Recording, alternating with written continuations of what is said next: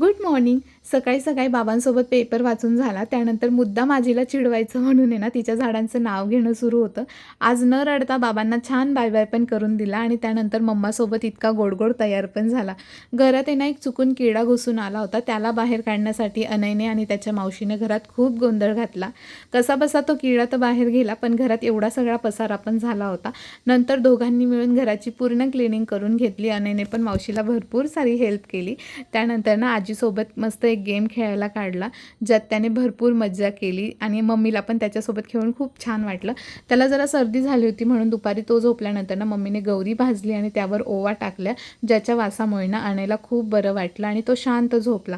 त्यानंतर ना रात्री मस्त जवळच एक गणपतीची यात्रा भरली होती. तिकडे आम्ही आणायला घेऊन गेलो. तिथे गेल्याच्या नंतर आम्ही त्याला दुसऱ्या बऱ्याच वस्तू दाखवत होतो, पण तिथेही त्याला फक्त गाडीच खेळायची होती. त्याने मस्त एन्जॉय केला. त्यानंतर घरी आलो. आज मस्त पावभाजी बनवायचा प्लॅन होता. घरी आल्यानंतर ताऊनी मस्त पावभाजी बनवली आणि छान जेवण करत दिवसाचा गोड शेवट केला. चलो बाय.